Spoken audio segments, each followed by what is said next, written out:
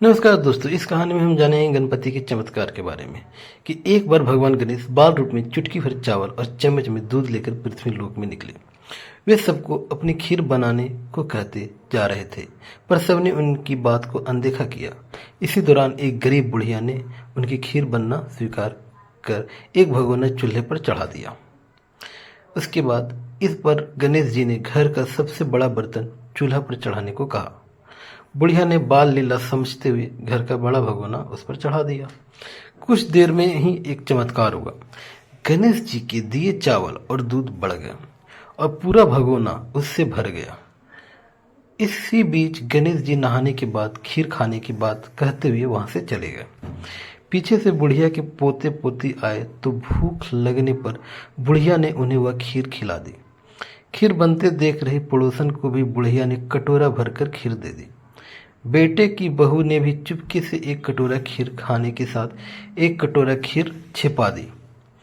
इसके बाद भूख लगी तो बुढ़िया ने भी खाने के लिए खीर हाथ में ले ली और बोली, आ जा रे गणेशा, खीर खा ले। तभी गणेश जी वहां पहुंच गए और बोले कि मैंने तो खीर पहले ही खा ली।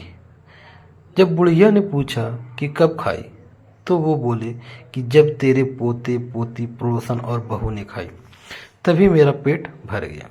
इसके बाद जब बुढ़िया ने बाकी बची खीर के उपयोग के बारे में पूछा तो गणेश जी ने उसे नगर में बांटने को कहा। जब बुढ़िया ने खीर बांटी तो राजा को भी इसका पता लग गया। इस पर उसने बुढ़िया को अपने दरबार में बुला लिया।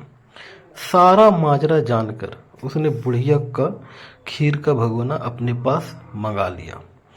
पर राजा के महल में जैसे ही वह पहुंचा तो उसमें कीड़े मकोड़े गिर गए, जिसके कारण यह देख राजा ने वह बर्तन वापस बुढ़िया को दे दिया, जो उसके घर ले जाते ही वापस पहले जैसा हो गया। इसके बाद बुढ़िया ने फिर गणेश जी से बची हुई खीर के उपयोग के बारे में पूछा तो उन्होंने झोपड़ी के कोने में गाड़ देने को कहा।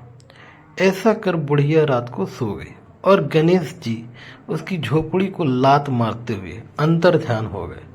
अगले दिन जब बुढ़िया उठी तो उसे अपनी झोपड़ी महल में बदली हुई और खीर के बर्तन सोने जवाहरातों से भरे मिले। गणेश जी की कृपा जानकर बुढ़िया काफी प्रसन्न हो गई। कहानी आपको अच्छी लगी तो लाइक करें, कमेंट करें और शेयर करें। स्टोरी पर रखो। Thanks for watching.